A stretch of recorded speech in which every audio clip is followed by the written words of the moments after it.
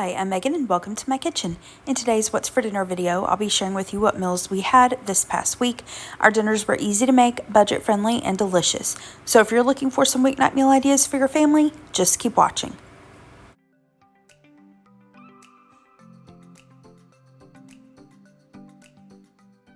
If you saw last week's What's for Dinner, you will already know that the last part of last week we were out of town. We went to Kentucky to celebrate Christmas with my dad's side of the family, my aunts, uncles, cousins, and so we had a really nice time. We technically ate this for lunch, not dinner, but where I'm from, people call lunch dinner and dinner supper. So technically it's a dinner if you think of it that way. But we were so full, we didn't really eat dinner that night from it. So here's the spread that we had. We had a little bit of everything: turkey, dressing, gravy, ham, sweet potatoes, all kinds of, yummy desserts. Just everything was so delicious. And we had a nice time visiting with family. And then afterwards we always let people bring instruments and we kind of play and just sing songs and all that jazz. So that was our family Christmas celebration. For dinner the next night, we had Lee's Famous Recipe. We were still in Kentucky, and every time we're in Kentucky, we have to stop by Lee's. We absolutely love their coleslaw, potato wedges, and then their chicken, of course. If you're not familiar with Lee's, it's a chain fried chicken restaurant. I don't really know how many locations they have or like how big they are in terms of their store presence, but I do know they are near where I'm from in Kentucky. There's several locations there, so because every time we're there we have to make sure that we stop and get it. Gary loves their spicy chicken popcorn, and so he got that. I got their chicken tenders. We each got a side of the macaroni and cheese, but we didn't end up eating it. We brought it home with us, and then we of course got the coleslaw and potato wedges. We had extra coleslaw, potato wedges, and chicken tenders that we brought back with us to Tennessee and just ate it for lunch the next day. But this was so yummy. So for dinner the next night, we traveled back home from Kentucky. I planned something for dinner that I didn't need like a lot of fresh produce or meat to be thawed because we had been gone the previous few days. So I decided to make some Nog French Toast. I'll be showing how I make this in an upcoming Christmas morning breakfast video, so keep an eye out for that if you want to see how I made this.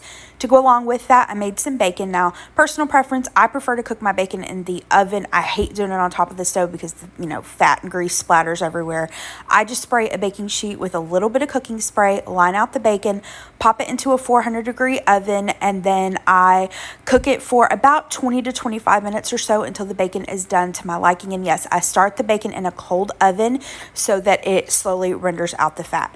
Once the bacon is crispy to my liking, I remove it from the baking sheet and place it on some paper towels. I'm also making some scrambled eggs. So this skillet is over about medium-low heat. I've got some butter in it. While the butter is melting, I went ahead and whisked up my eggs. So I've got some eggs, a little splash of milk, salt and pepper, and normally I add some Tony Chachere's to this, but I had a brain fart this night and didn't add it. But you can add whatever seasonings you like.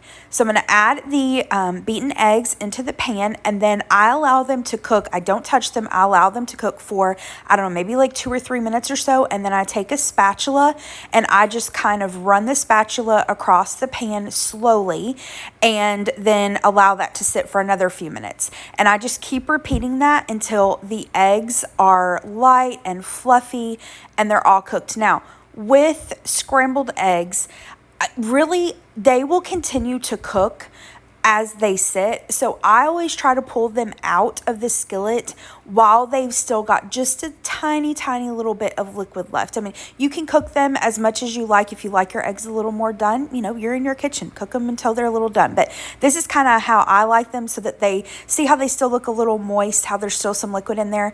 Like I said, they will continue to cook as they sit. So I just placed these into a bowl and I added some dried chives on top just for a little bit of color. Here are the plates. So we've got the French toast, the scrambled eggs, the bacon, and then I did have some strawberries in my fridge left over that needed to be used up, so I just sliced those, and then we had some maple syrup. The next night, whatever was on the meal plan just was not sounding good to me. I wanted something really comforting, and chicken and a biscuit just sounded delicious. Now, I've showed this a couple of times before on my channel. I got this from Angie, If the Creek Don't Rise. I love, love, love her channel. If you like just simple, down-home cooking, using what you've got on hand, you'll absolutely love her channel. So I'll have it linked down below. This is her mother's recipe. It is so ridiculously easy. It's only a couple of ingredients, super budget friendly, but y'all, it's delicious. You've got to give it a try. Now, I did double the recipe, so I've got the oven preheating to 350 degrees. This is, I think this is like an 8x10 or an 8x11 pan. I've greased it.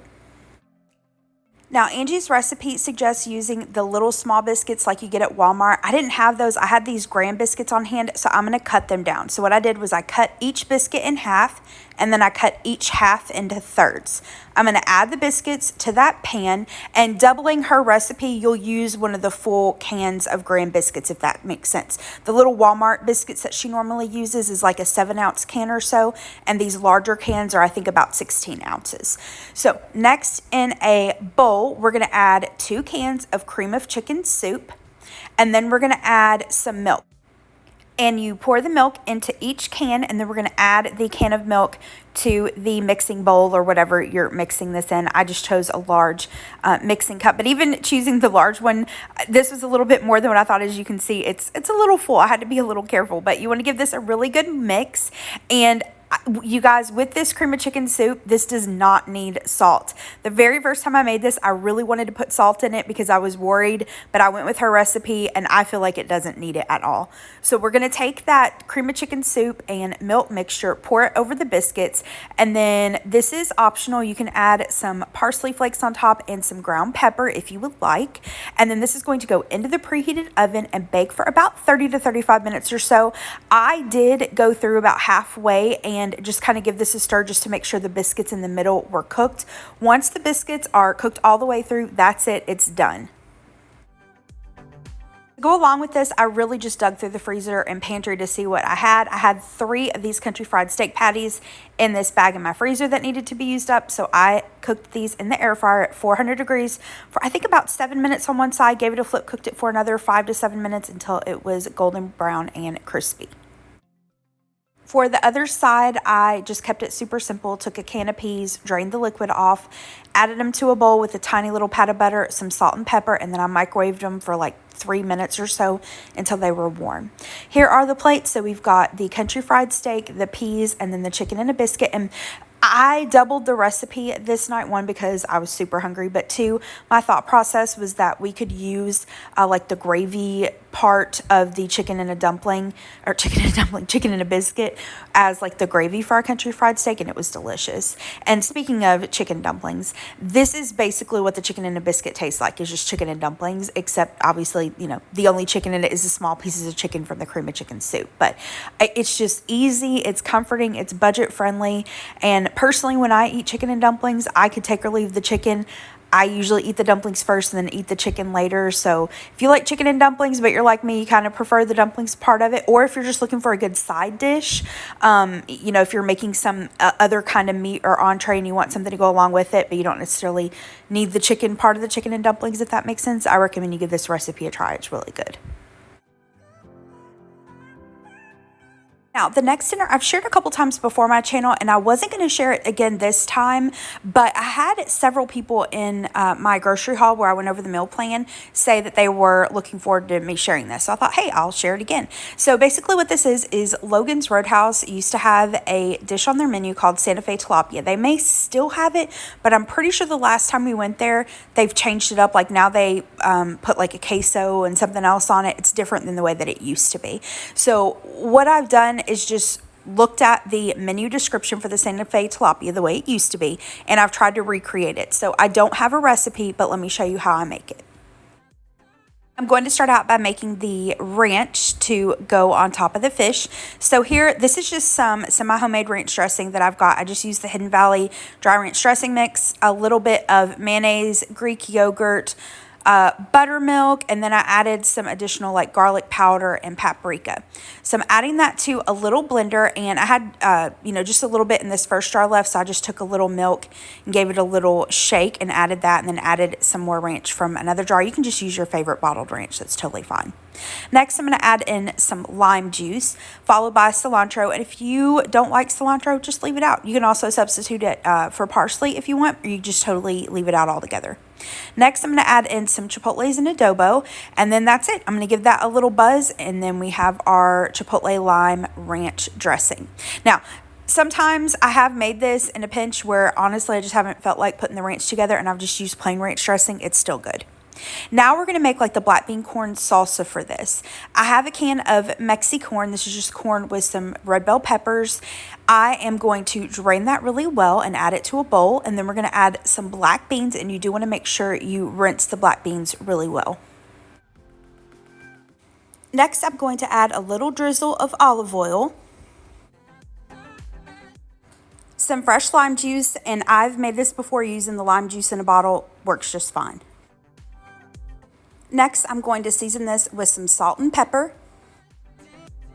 And you could add some fresh garlic or garlic powder to this, onion powder, or some diced red onions would be good. I'm going to chop up some cilantro, add that, and then give that a really good stir, and then that's pretty much it. I did give it a taste, and you can adjust the seasonings to your taste. You can make this ahead, or I just like to make it kind of while I'm getting everything else ready and just let it hang out in the fridge and marinate for just a little bit. Now for the fish, my oven is preheating to 425 degrees. I've got my tilapia on some parchment paper. I've already seasoned the first side. As far as the seasonings go, really you can use whatever you like. And to be honest with you, most of the time I make this, I use different seasonings. Tonight I'm using some of the Auntie Nono seafood seasoning. And then I have some of this Red Lobster seafood seasoning. I got this a while ago at the Dollar Tree. I'm just trying to use it up. So as I season that, I am then going to spray it with some olive oil spray. I've made this before using Cajun seasoning, Tony's, taco seasoning. Again, just use whatever you like. So I baked the fish for about 12 to 15 minutes or so. You just want to bake it until the fish flakes with a fork. And if you've never had tilapia before, or you're new to seafood, tilapia is a very, very mild fish. So if you're someone who maybe, isn't that familiar with eating fish or kind of intimidated to try it, you don't want anything really fishy tasting, tilapia is a great way to start out because it's very, very mild. It's also one of the more budget-friendly fishes, at least for me in my area at my grocery stores. Tilapia is usually one of the cheapest fishes that I can get. Now, when I would have this at Logan's, I would almost always get a baked sweet potato, or I do, a baked regular potato. So I just took these sweet potatoes, washed them really well, poked them a couple times, and baked them in the oven at 400 degrees for about 25 minutes or so, and then flipped them, cooked them for another 25 minutes until they were fork tender. Here are the plates. So to finish up the sweet potatoes, I split them open and then added a little bit of butter, some brown sugar, and cinnamon. For the other side dish, I just took some steam in a bag, frozen broccoli, cooked it according to the package instructions, drained it, added it to a bowl, and then I seasoned it with a little salt and pepper. And then I took some of I had the Fritos cheddar cheese dip in my fridge that I needed to use up. So I just heated that up a little bit in the microwave. I, of course, took it out of the metal can it's in. Heated it up and then just drizzled it over that broccoli. And then for the fish. So to assemble this, you want to take your cooked fish, lay it down. You want to add some of that black bean corn salsa, add some of the chipotle ranch, and then add some of the Southwest style tortilla strips, and that's it. And it's one of my favorite fish dishes. It's so yummy. And I mean, the baked sweet potato, it's kind of like you're having dessert with the cinnamon and brown sugar. And I mean, you can't go wrong with cheesy broccoli. Dinner the next night was super, super easy. I took a lot of help from the freezer. I had a frozen pizza and frozen chicken wings that needed to be used up. So here's what I'm using. I've got a DiGiorno pizza. This is the pepperoni one. And then we have these Tyson Anytizer buffalo wings. And then, so I was telling Gary what we were having for dinner. I told him, a pizza. And he quoted Kevin McAllister from Home Alone, where Kevin says, a lovely cheese pizza just for me. And he was like, oh my gosh, we need to watch Home Alone while we eat our pizza. And I was like, perfect. And when he said that, I realized that when we were in Kentucky that past weekend, we had picked up these crunch potato chips. I haven't seen them near us, and when I saw them in Kentucky, I was like, oh my gosh, I have to get these, because if you've seen Home Alone, you know, like when he's going through Buzz's trunk, he first sees the chips and then he takes them, and while he's sitting in the living room eating his Sunday and watching rubbish, as he calls it, the potato chips are on the side. So we just cooked up the wings in the air fryer. I cooked them at 400 degrees for, I think it was like 12 minutes or so, gave them a flip, cooked them for another 12 minutes until they were warm and crispy. I added them to a bowl and added some of the Buffalo Wild Wings buffalo sauce and gave them a toss in that. And then Gary is very particular about his blue cheese dressing. He likes the Marzetti blue cheese. We've asked people at Buffalo Wild Wings, and some of the servers have said that the Marzetti is what they use there. I don't know if that's true or not, but Gary says that it tastes very similar. And he's from upstate New York, really close to the area, the Buffalo area. And so, like I said, he's particular about his blue cheese, and that's his favorite. And I just baked up the DiGiorno pizza according to the package instructions. And then here are the plates. So we've got the pizza, and I did sprinkle our pizza with some grated Parmesan cheese. And then on my pizza, I did a drizzle of the Mike's Hot Honey. And then Gary has the wings with some of that blue cheese dressing. I gave him some carrots, and he likes dipping his veggies in blue cheese. And then for me, I've got the carrots in some of that same semi-homemade ranch dressing that you saw in the Logan's Copycat recipe. And that was our dinner this night. And like I said, we did an impromptu kind of Home Alone themed dinner. We ate this while we watched Home Alone and snacked on those crunch tater chips. And real quick, I apologize, I forgot to mention this, but the kind of semi-homemade ranch dressing, one of my viewers, and I'm so sorry, I accidentally deleted it, and I cannot remember who made this suggestion, like maybe a month or so ago, on ranch dressing. They kind of gave me their recipe. I have tweaked it a little bit, so I'll put that down in the description box below, and I want to give credit to whomever sent me that ranch dressing. So if it was you, please comment down below and let me know, and I'll try to remember to shout you out next video, because like I said, I really want to give credit where credit is due. For the last dinner in this week's video, I had a pork butt in my freezer that needed to be used up, so I decided to do pulled pork sandwiches. One, to use that up, and two, I knew making the pulled pork, I would have leftovers that I could use in multiple different dinners and lunches over the next several days. So I've shared this before on my channel, but just wanted to quickly go through it again.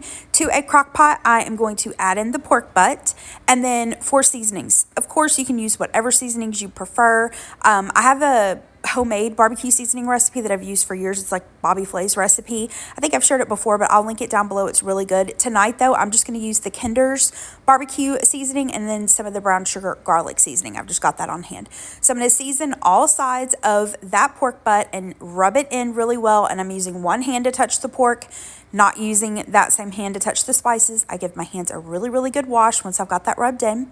Now, my dad uses some root beer in his pulled pork, which I try to do. I didn't have any on hand today, but I did have some Coca-Cola, so I'm going to use that. You can also do Dr. Pepper, that's really good, or like apple juice is good. Just something to give it a little moisture.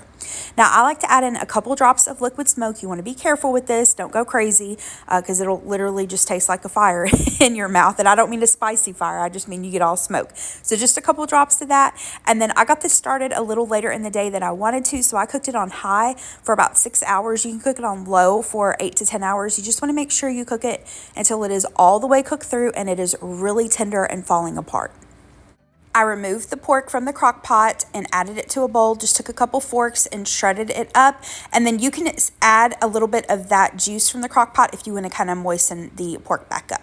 Now, to go along with this, I had planned on trying a new recipe for like a bacon boursin macaroni and cheese, but I'd made macaroni and cheese for us a couple days earlier. It was just the Kraft Deluxe, and I had some left over in my fridge, and I was like, instead of making new macaroni and cheese, I really should use up what I've got. So I'm just going to heat that up with a little splash of milk and a little slice of American cheese, just kind of freshen it up a little bit. I've got this can of seasoned greens, so I'm going to add those to a little saucepan along with a little bit more seasoning and just simmer that for a few minutes. And then I've got these Louis brioche hamburger buns, some of the Famous Dave's sweet and spicy pickle chips. These are delicious. And then some of the Kinder's mild barbecue sauce. And of course, you can use whatever kind of barbecue sauce you prefer. So I buttered and toasted my buns. And then, like I said, I just added the macaroni and cheese with a splash of milk and that slice of American cheese to a small saucepan. Cooked it over about medium-low heat for a few minutes until it was warmed back through. And then here are those greens. Here are the plates. So we've got the toasted buns, the pulled pork, some of the barbecue sauce. I like my pickles on the side. I put Gary's pickles on his sandwich, and then we've got the greens and the macaroni and cheese, and this was a yummy dinner. All right, that is it for this week's video. Thank you so much for watching. I hope you liked this video and you got some dinner ideas from it. If you did like it, hit the thumbs up button below and subscribe to my channel if you're not already, and I hope you have a great rest of the day. Thanks so much for watching. Bye-bye.